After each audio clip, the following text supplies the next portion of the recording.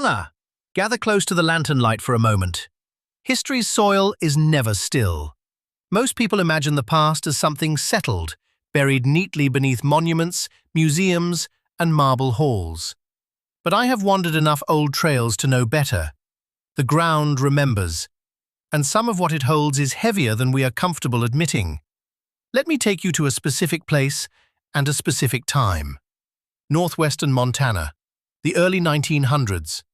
A breathtaking wilderness of glacier-carved peaks, deep river valleys, and ancient forests, home to the Blackfeet people for thousands of years before a single survey marker was ever driven into the ground. In 1910, the United States government designated this region Glacier National Park, drawing visitors, photographers, and wealthy tourists from across the country. But another current was running beneath that scenic surface. At the same time, in the universities and private offices of America's most powerful institutions, a movement called eugenics was taking shape. The word means simply good breeding, but what it meant in practice was something far darker. Two men sit at the center of this story. The first is Madison Grant, a New York socialite, conservationist, and writer who spent considerable time in the Montana wilderness and loved its rugged landscape. In 1916, he published a book called The Passing of the Great Race, which argued that certain people, particularly Northern Europeans, were biologically superior, and that immigration, intermarriage, and reproduction among other groups threatened civilization itself.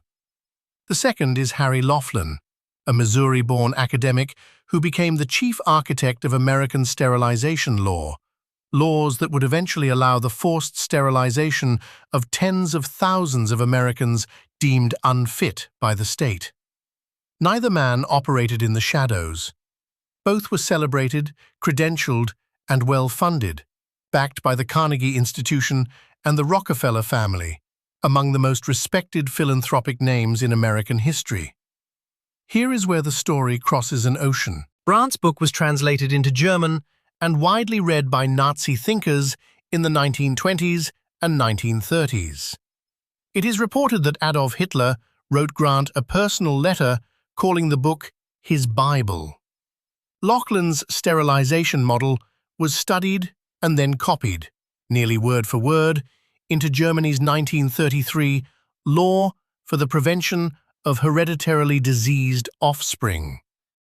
American officials visited Germany to study their sterilization programs. German officials visited America to refine theirs. The exchange was formal, documented, and mutual.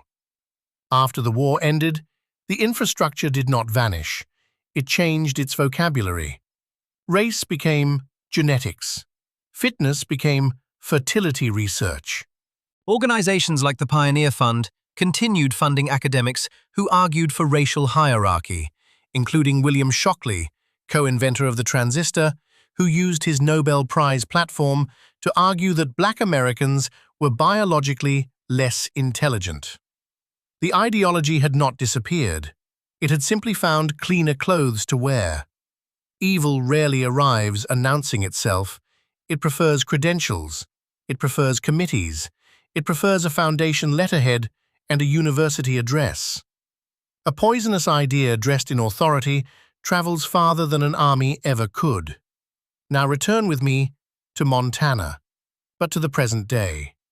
Beneath those same glacier-carved mountains lie rare earth minerals essential for the hardware powering artificial intelligence. The rivers fed by those glaciers represent some of the most valuable freshwater reserves on the continent.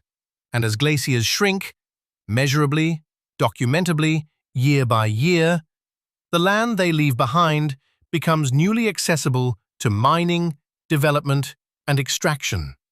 At the same time, indigenous land rights are being contested. Climate research programs are being defunded. Environmental oversight is being reduced. The Blackfeet people, whose sacred relationship to this land predates the park by millennia, continue to fight for recognition in courts and in policy chambers.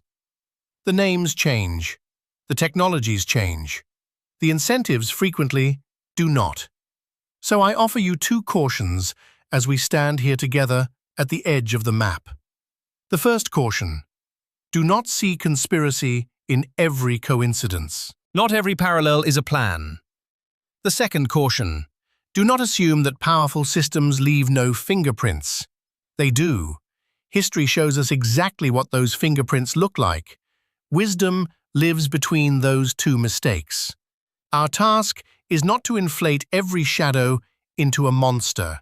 Our task is to notice continuity, to ask what assumptions quietly survive from one generation to the next, who benefits from the arrangement, whose voices are amplified, and whose are removed from the official record. Because history does not always move like a thunderstorm. Sometimes it moves like groundwater, slow, hidden, persistent, flowing through institutions and habits long after the original architects have turned to dust. The glacier melts, the river continues, the mountain watches. And so, dear companions, The wisest response to all of this is not despair, and it is not paralysis.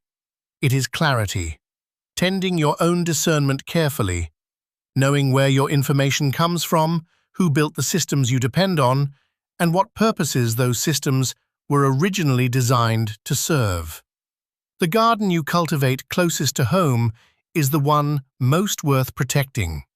For when love and wisdom travel together, even the coldest layers of history can begin to thaw. And perhaps that is the real adventure.